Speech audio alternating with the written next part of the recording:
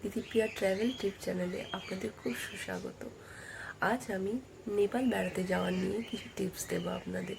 যেমন নেপাল যাবেন তো কীভাবে যাবেন, কত দিনের ট্যুর করা উচিত, কত দিনে সব স্পটগুলো আপনারা কভার করতে পারবেন এবং কীরকম খরচ পড়বে সেখানে, এইসব নিয়ে কিছু টিপস দেবো। তো চলুন শুরু করা যাক। আপনারা দেখতে পাচ্ছেন কোন সময় নেপাল বেড়াতে যাওয়ার বেস্ট টাইম তা নিয়ে একটা ডিটেলস আমি দিয়ে রেখেছি। এরপর আপনারা ট্রেনের লিস্টটা দেখে নিতে পারেন। আমরা মিথিলা এক্সপ্রেসে গিয়েছিলাম এবং রক্সল হাওড়া এক্সপ্রেসে ফিরে এসেছিলাম। মিথিলা এক্সপ্রেসে আমরা সময় মতো চেপে পড়েছিলাম এবং খুব সুদী একটা ওভারনাইট জার্নি করেছিলাম এবং সকালবেলা 8:30 নাগাদ আমরা ওভারনাইট জার্নির পর রক্সলে পৌঁছেছিলাম। যেহেতু আমরা একটু সকাল সকাল পৌঁছে গিয়েছিলাম তাই জল খাবারটা খাওয়া সেরে নিয়ে পর আমরা নেপাল বর্ডারে উপস্থিত হয়েছিলাম, যেখানে আপনাদের ভোটার কার্ড, আধার কার্ড অথবা পাসপোর্ট দিয়ে রেজিস্ট্রেশন করাতে হবে এবং রেজিস্ট্রেশনের পর আপনারা বর্ডার ক্রস করতে পারবেন। আমরা বর্ডার ক্রস করে বীরগঞ্জ বাস স্ট্যান্ডে উপস্থিত হলাম। যেহেতু আমরা গ্রুপে গিয়েছিলাম তাই আমরা সকলে মিলে একটা বাস করে নিয়েছিলাম।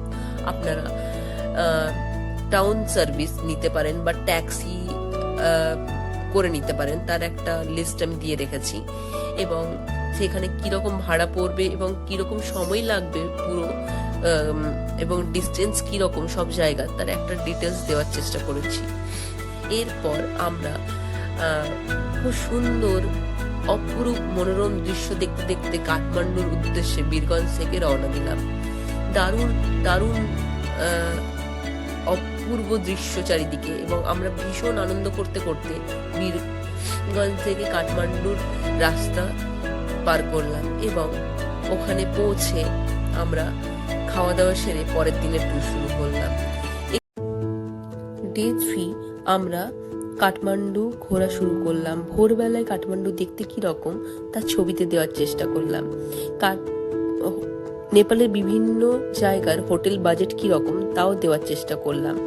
এরপর কাঠমান্ডুর আমরা পশুপতিনাথ টেম্পল, ভক্তপুর ও Durbar square, Shambhunath temple, Boudhanath temple, Nagarkot sunrise, Everest view and market and world famous casino ঘুরে নেব।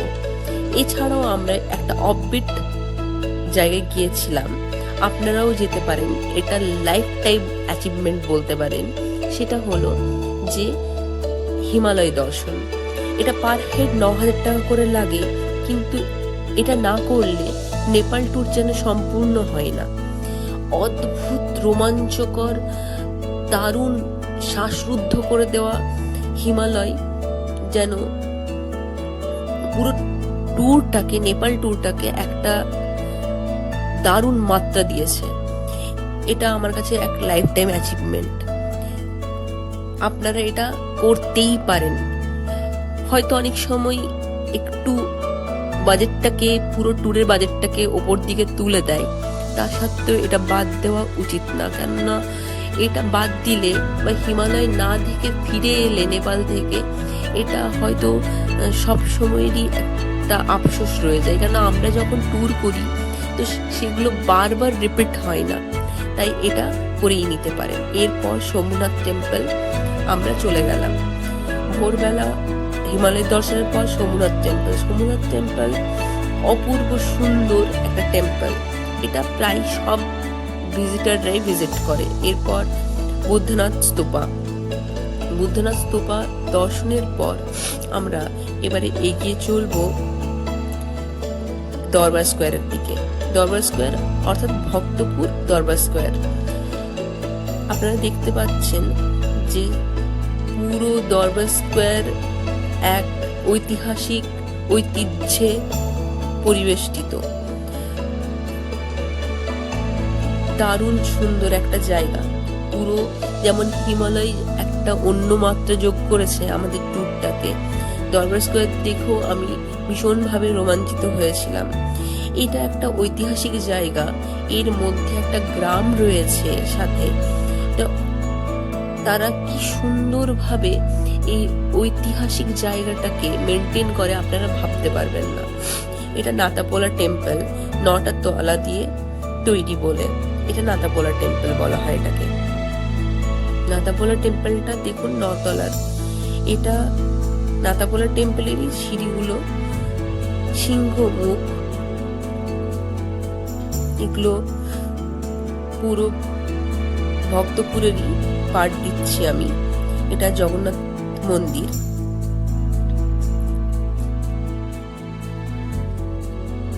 এটা দরবার স্কোয়ারের একটা ফুল ল্যান্ডস্কেপ ইমেজ দিয়েছি। দরবার স্কোয়ার থেকে বেরিয়ে এবার আমরা খাওয়ার উদ্দেশ্যে রওনা দিলাম। ওখানে ইন্ডিয়ান রুপিজে রাইস মানে ভেজ থালি, নন ভেজ থালির কিরকম রেট দিয়েছি। এরপর পশুপতিনাথ টেম্পল, প্রচন্ড ঠান্ডার মধ্যে সন্ধ্যেবেলা আমরা পশুপতিনাথ টেম্পলে ঈশ্বরের দর্শনে উপস্থিত হলাম। যেহেতু ভেতরে ক্যামেরা অ্যালাউ নেই তাই ভেতরে ছবি দিইনি। চতুর্থ দিন আমরা কাঠমান্ডু থেকে পোখরার উদ্দেশ্যে রওনা দিলাম। সেখানে কেয়ার কি রকম তার একটা লিস্ট দেওয়ার চেষ্টা করেছি, আপনারা দেখে নিতে পারেন। পোখরা আমরা প্রথমে নাগারপুর সানরাইজ দেখলাম। সেখানে যেহেতু বেরিয়ে আচ্ছন্ন ছিল তাই সম্পূর্ণ দেখা যাবে না হিমালয়। এরপর আমরা যেসব জায়গাগুলো দেখবো তার একটা লিস্ট দিয়েছি। আমরা যাবো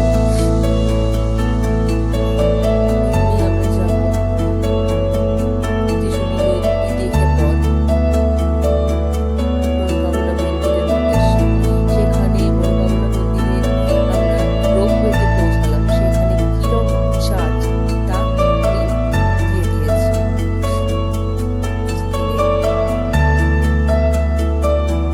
রোপওয়েতে করে মনোকামনা মন্দিরে পৌঁছে খুব ভালো লেগেছিল। শান্ত জায়গা, প্রাকৃতিক দৃশ্য,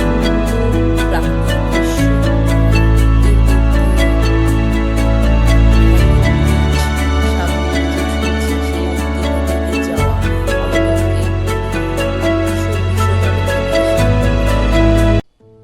ডে 5 পোখরা লোকাল স্পটস। পোখরাতে দেখার জন্য এই 5টি মেন জায়গা আছে: Phewa lake, Talbarahi temple, Sarangkot hilltop, peace stupa, Davis waterfalls. সকালবেলাই আমরা সানরাইজ দেখার জন্য বেরিয়ে পড়লাম। পাহাড়ের ওপর সানরাইজ হচ্ছে, কি সুন্দর দেখতে লাগছে আপনারা দেখতে পাচ্ছেন। অন্নপূর্ণা, মাচুপচারে সব পাহাড়ের ওপর। তারপর আমরা বেরিয়ে পড়লাম ডেভিস ওয়াটারফল দেখতে। ডেভিস ওয়াটারফল দেখেই আমরা ফেওয়া লেকের দিকে চলে গেলাম, যেটা কিনা মেন অ্যাট্রাকশন। এই লেকে বোটিং করা হয়। বোটিং করে আইল্যান্ডের মাঝখানে একটা সুন্দর মন্দির আছে যেটার নাম তালবরহি মন্দির। সেই মন্দিরের উদ্দেশ্যে আমরা বোট ভাড়া করতে শুরু করলাম। দেখতেই পাচ্ছেন খুদেটা বোটের মধ্যে দৌড়াদৌড়ি করছে। তারপর আমরা পৌঁছে গেলাম তালবরহি মন্দির। একদম আইল্যান্ডের মাঝখানে অপূর্ব সুন্দর একটা দৃশ্য। আপনারা অবশ্যই যাবেন এটাতে। বোটিং চার্জ খুবই কম। এরপর রোপওয়ে করে আমরা চলে গেলাম সারানকোট টপে। সারানকোট টপ হচ্ছে একটা উচ্চ স্থান যেখান থেকে না পুরো পাহাড়ের শৃঙ্গগুলো ভালোভাবে দেখা যায়। এটা রোডওয়েজেও যাওয়া যায়, কিন্তু আমরা রোপওয়ে করে গেছিলাম। খুব স্টিপ রাইড নিয়ে রোপওয়ে করে এগোচ্ছে, একটু করে দেখতেই পাচ্ছেন। এই টোটাল কেবল কারের কত কি লাগবে, কত ডিস্টেন্স, কত হাইট সব দেওয়া থাকলো। ওপরে আবার মাউন্টেন অ্যাক্টিভিটিস হতে থাকে কন্টিনিউয়াসলি। কিছু কিছু দেখতে একটু ভয়ও লাগতে পারে আপনাদের। ওপর থেকে ফেওয়া লেকের তোলা ছবি, একদম প্যানোরামিক টাইপের সিন। এটা মাউন্ট মাচুপচারে। সারানকোট হিলটপ থেকে তোলা। দেখতেই পাচ্ছেন প্রচুর প্যারাগ্লাইডাররা প্যারাসেলিং, প্যারাগ্লাইডিং করে যাচ্ছে কন্টিনিউয়াসলি সারাদিন ধরে। এটা হচ্ছে ওয়ার্ল্ড পিস হেরিটেজ, বলতে গেলে বুদ্ধ স্তূপা। 10 কিলোমিটার সারানকোট থেকে যেতে হয় রোডওয়েজে। অপূর্ব স্থান, একেবারে শান্ত জায়গা, নিরিবিলি, যেতেই পারেন উপভোগ করতে। এরপর বিকেলবেলা সানসেটটা সারানকোট হিলটপ থেকেই দেখলাম। পাহাড়ের পেছনে সুন্দরভাবে সানসেট হলো। রাত্রিটা আমরা পোখরা হোটেলেই বসবাস করলাম। এবার পরের দিন পোখরা থেকে রক্সলের উদ্দেশ্যে বেরিয়ে পড়লাম বাড়ির উদ্দেশ্যে। এই টোটাল একটা চার্ট আপনাদের জন্য তৈরি করা হলো, যেখানে মোটামুটি একটা বেসিক ট্যুরের যা খরচ দেওয়া রইলো, এর মধ্যে ট্রেন ভাড়া, হোটেল ভাড়া, খাবার দাবার, ট্রান্সপোর্ট সব কিছু ধরেই দেওয়া থাকলো। এর বাইরে রইলো কিছু এন্ট্রি টিকিটস বা মাউন্টেন ফ্লাইটস, ওগুলো আলাদা করে দেওয়া রইলো, কী কী কত কত টাকা লাগে একটু ভালো করে দেখলেই আপনারা বুঝতে পারবেন। তো বেসিক কস্ট আমাদের 14,760 টাকা। ধন্যবাদ বন্ধুরা।